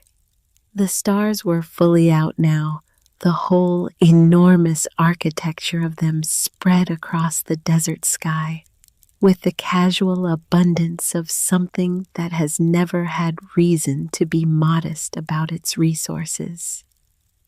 The lamp burned in the window. The spring would come again,